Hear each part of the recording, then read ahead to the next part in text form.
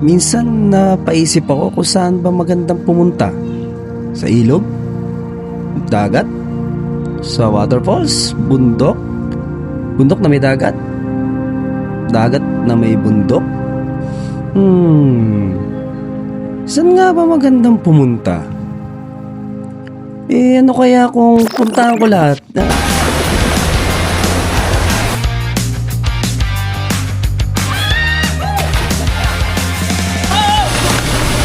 Welcome sa panibagong episode ng ating adventure dito sa lalawigan ng Aurora. Atin nang tuklasin ang mga natatanging raw spot location kasama ang Team Tiwalag. Subukan natin mag-relax na di nabubutas ang pitaka sa mga budget meal road trip sa loob ng 2 araw at 2 gabi. Kaya tara, samahan niyo ako sa aking natatanging adventure na kung saan hindi masakit sa bulsa ang Stokwa, gala sa murang halaga.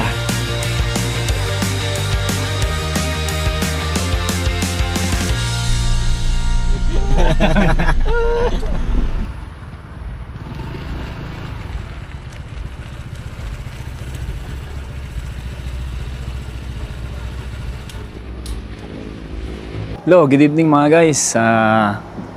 Dito nga pala natin sisimulan ang ating video sa Muñoz, Nueva Ecija, dito sa Makis Cafe. Pag-aari ito ng isa nating membro ng Team Stokwa. At dito tayo maghihintay. Tayo natin ang promotor ng adventure na ito na si Derek Gino. At actually, hindi ko rin alam. Wala rin akong idea kung saan kami ngayon. At maghihintay lang ako rito. At nasa biyahe na daw sila. At habang naghihintay tayo sa ating mga kasamang dumating, binigyan muna tayo ni Maki ng kape at tumambay muna tayo ng saglit hanggang sa dumating na nga ang tropa. At doon ay kumain at nagkwentuhan ng konti. Tinignan itong napakagandang old-fashioned style na restaurant ni Maki na nakaka-relax ang ambience.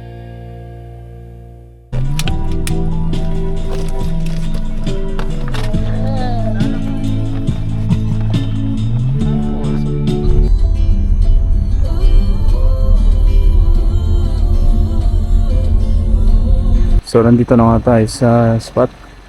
Ilog siya. At ni-scout muna ni Derek yung dadaanan.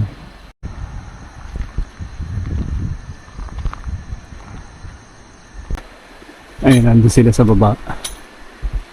At dito naman ako sa taas. Dito kasi may tatayo dun yung shelter ko. Kasi semento. Pero dito may way. Mamaya papakita ko sa inyo.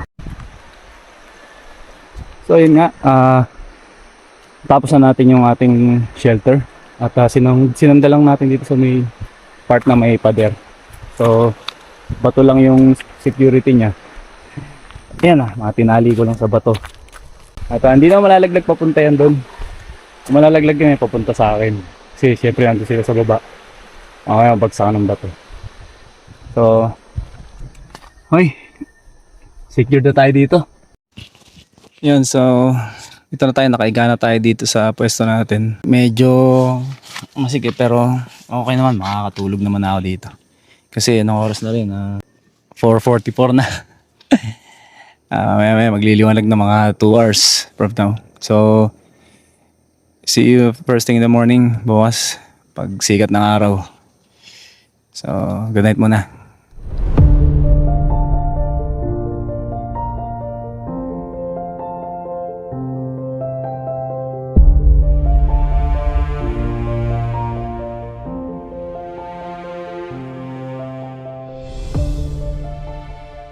Morning guys, oras natin is 6:30. Dito tayo sa somewhere in Aurora. Kasama natin sila Derek Gino, syempre yan, kasama rin si Jonel MJS at yung bago nating character na na-unlock, si Biyahero o si Dos tawagin. Madaling araw na kami nakapunta rito. Mga alas 3, alas 4 ganyang oras kaya medyo talagang tulog na lang yung ginawa. So sabi maliligo daw kami mamaya dyan sa ilog at titingnan natin tong paligid. Pakaganda palang masisilayan. So, ito nga pala yung day 1 ng ating adventure. So, tara, samahan nyo ako ngayon. Tingnan natin yung ganda ng aurora.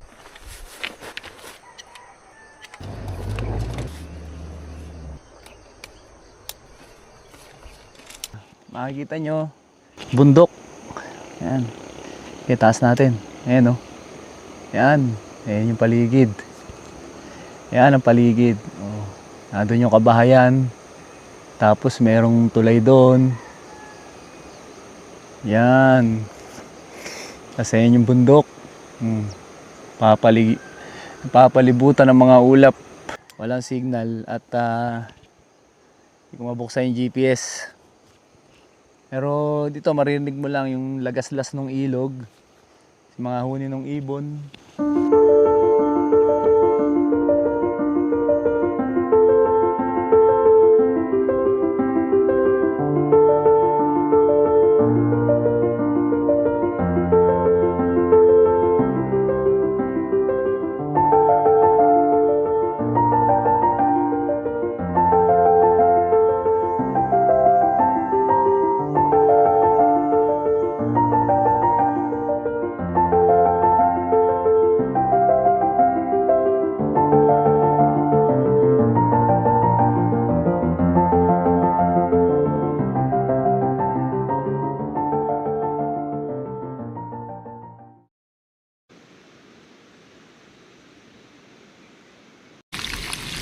Thank you Maki sa pabaon mo sa amin ha.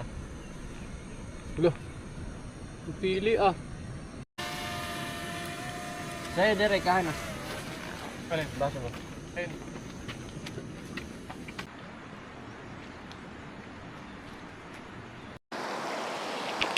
Kung makikita ninyo, medyo mababaw yung ilog eh. Kaya parang hindi namin feel paliguan. Tapos dun sa may bandang kaliwa, may mga cottage, magbabayad ka. Pero mura lang. Wala kung magkano. Siguro pag naisipan namin maligo, yun, afternoon diretso kami Baler. Ito nga pala yung Diteque River. Dito sa San Luis, sa probinsya ng Aurora. At isa nga pala sa inaangaan ko kay Derek ay ang kanyang husay sa pagluluto. Nakikita nyo naman. At masaya-masaya siya sa kanyang ginagawa ngayon. Ayan. At naisipan muna namin kumain syempre bago kami pumunta sa second location namin. I mean, parang party ng first location eh. Kasi party lang din to ng Diteque River. At para pagdating doon, nililigo na lang kami.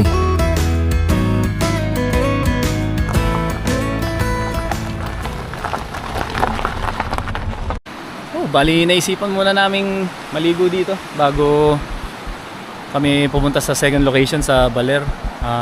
Dito, 10 pesos lang ang entrance per pax. Hindi na kami kumuha ng cottage.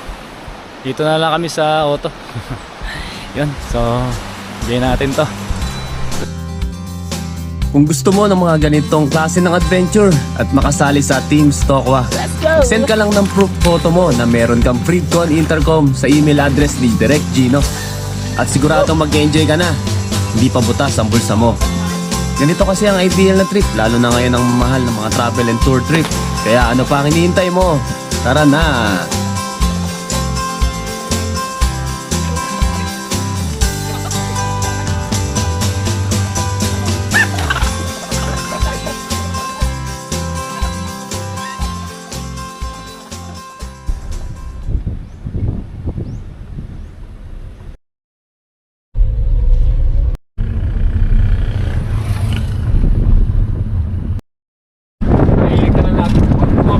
At ilang sandali nga ay nakarating na kami sa bayan ng Baler, Aurora.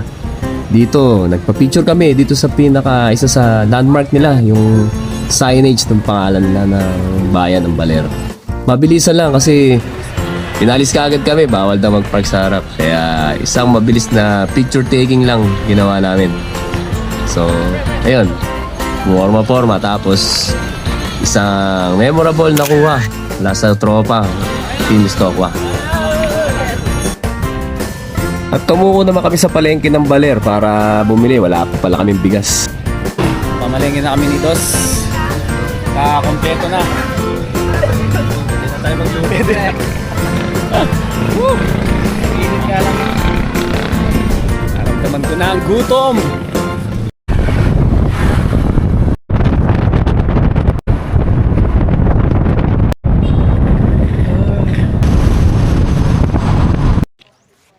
So ayun mga ka-ventures, akit tayo ngayon doon sa lighthouse at doon na rin tayo kakain sa paanan niyan, sabi nila. So dadalhin na natin yung mga gamit pang luto at mga pagkain. Doon na kami magla-lunch habang ginagawa ni Junel yung tripod ni Derek.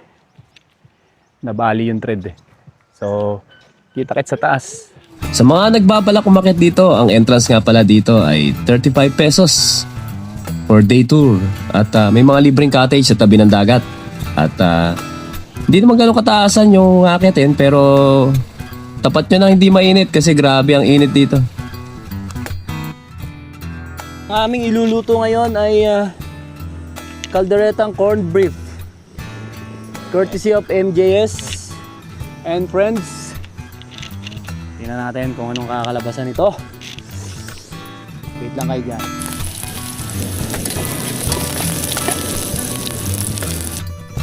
Yun, pagkalagay ng bawang at sibuyas, pwede nang ilagay ang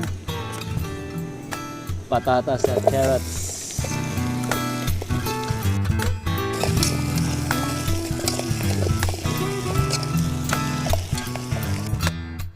So ang niluto ni Dos ay tinola ni Lola. Ayan. The menu for today is tinola and caldereta. Sabi, lutong Pinoy. Sa ganitong pagkakataon, mas nakakatipid kami. Siyempre, kaso patrabaho lang. Go! Pakakit na kami ngayon sa lighthouse. Ito na ang tropa.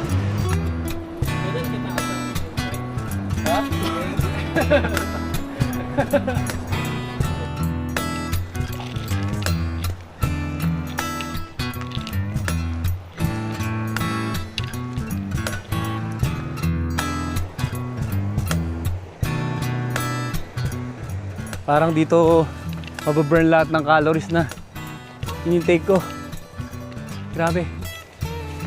Tapos sakit pa dun. Kaya mga ganitong adventure na dapat minsan-minsan na experience mo. Alabas ka sa comfort zone mo. Nang sa ganon, hindi ka makahon sa ginagawa mo pang araw-araw. Kasi hindi lang naman yun ang buhay.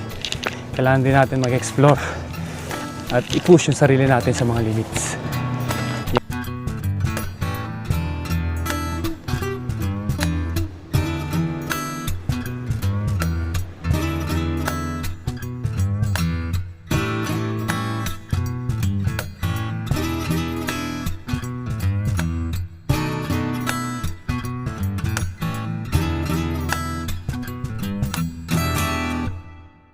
Ano yung na-expect mo ng mga tao dito pag umakit sila?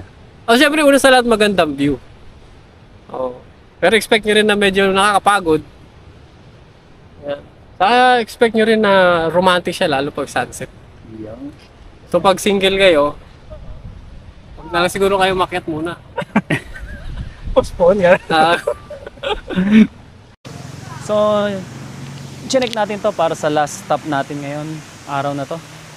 Sa Aurora, itong Digisit Falls. Tingnan natin at silipin lang natin kung ano yung itsura nito. Kasi lang din ako nakapunta dito. Okay, mataas. Silipin natin. Digisit? Digisit Falls.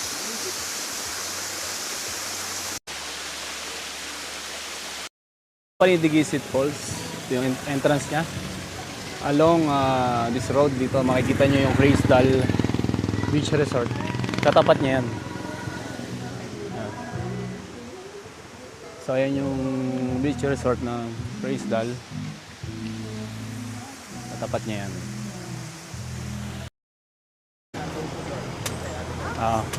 Purong buko to. Walang asukal, walang no preservative.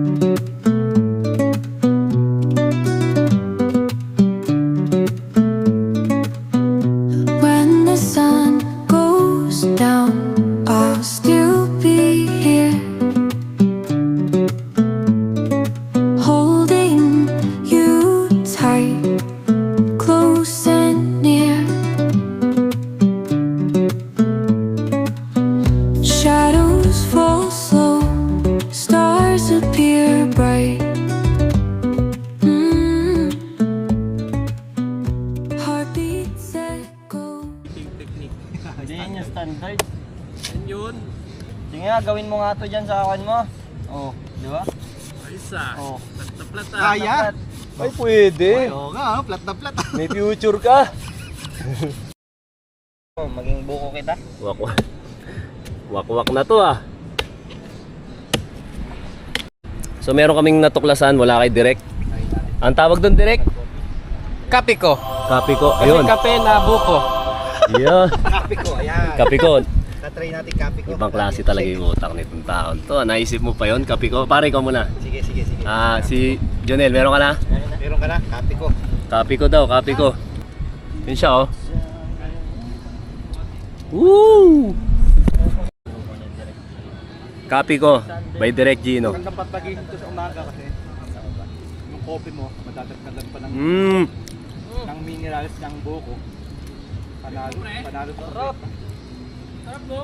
Kape ko. Para hindi mo na kailangan magbanlaw, no? May sticker tayo. Sa wakas. Courtesy of MGS. Subscribe kayo sa channel niya. Dito nga pala, meron din silang paggawa ng bangka. Ayan, malalaking bangka nila, pangingisda yan. At dito sa kabila may resort, puro resort dito eh. Pero napili namin dun sa pwesto namin kasi nakiusap lang kami sa lokal na baka pwede kaming pumuesto. So magbibigay na lang kami ng certain amount para naman pakonsuelo. Dito kasi merong resort na merong kiddie pool. Kaso delikado maligo dito kasi merong rip current. Pagka di ka sanay sa ganyan, baka malunod ka. Para siyang nangihigop. Yun yung mga banda na yun na walang alon, makikita nyo. Yun yung rip current. Nihigop niya papunta sa gitna ng dagat. Tapos ayan ang view, maganda. Palibutan tayo ng bundok. Ang kagandahan dito, meron silang local store na pwede kang mag-wifi just for 5 pesos. Isang oras na po yun. Yan, may dalawang local store dito. Hindi ko lang alam kung saan yung iba. Yan.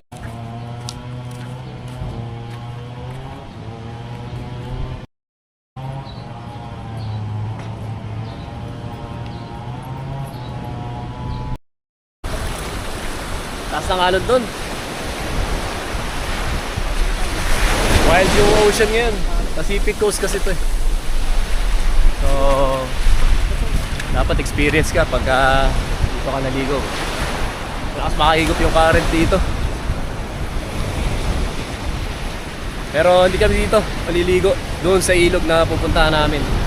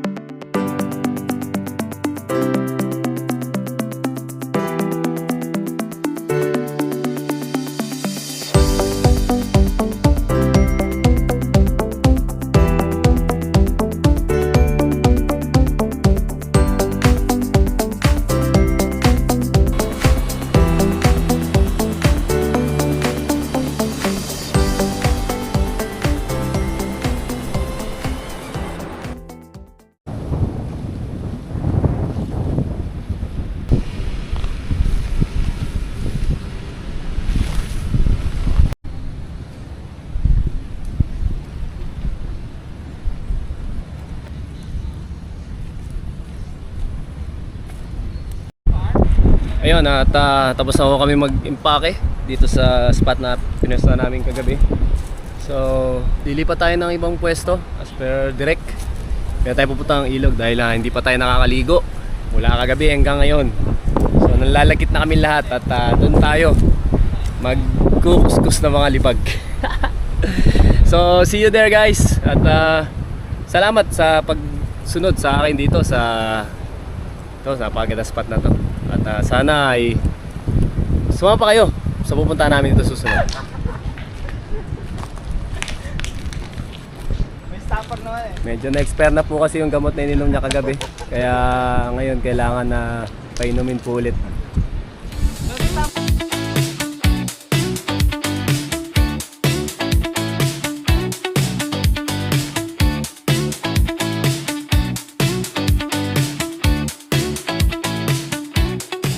So yun nga, dito na tayo sa ating fourth and final spot para sa adventure na to.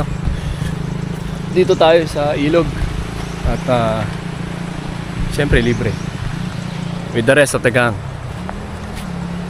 So check natin to. Dito na tayo mag-stay hanggang hapon.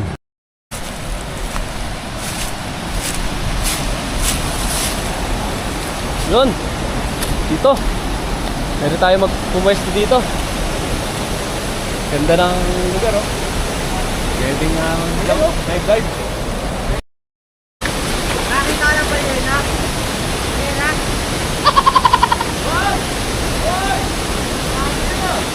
Bago!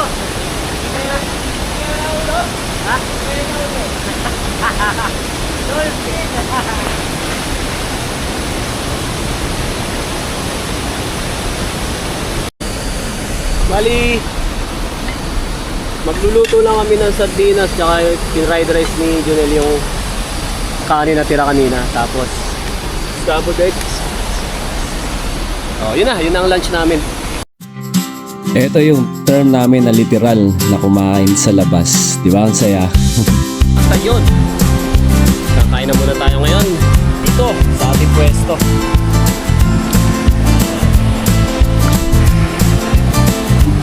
Kain po.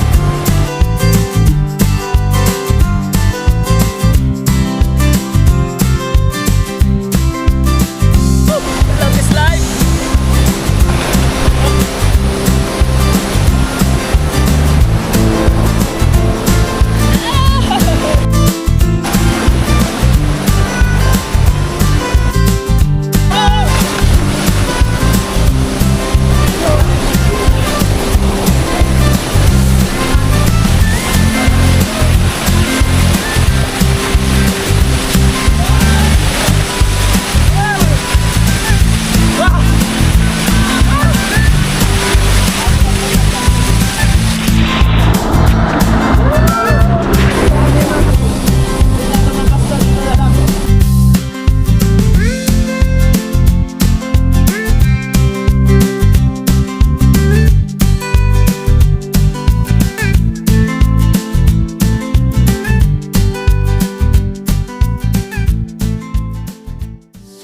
At hindi pa dyan nagtatapos ang aming adventure dahil may isa pang spot na aming pupuntahan para magmerienda. Siyempre, isang cross spot ito na tamang-tama para makapagpahinga para sa isang mahabang biyahe pa uwi. Dahil bukas ay may kanya-kanya na naman kaming haharapin na sariling laban sa bawat buhay na aming tinatahak. Gusto ko din magpasalamat sa mga kaibigan kong kasama ngayon at binigyan niyo ako ng isang magandang experience na aking idadagdag sa aklat ng aking buhay. Dahil maraming pagsubok pa ang naghihintay sa atin na maaari tayong huminto, pero kailanman ay di susuko. Dahil ito ang magbibigay sa atin ng lakas upang harapin ang walang kasiguradong bukas. Para po sa umabot sa part na ito, maraming salamat po sa inyong panonood. At sa mga hindi pa nakaka-subscribe, subscribe na po kayo sa channel ko. Sa susunod po nating video, paalam po.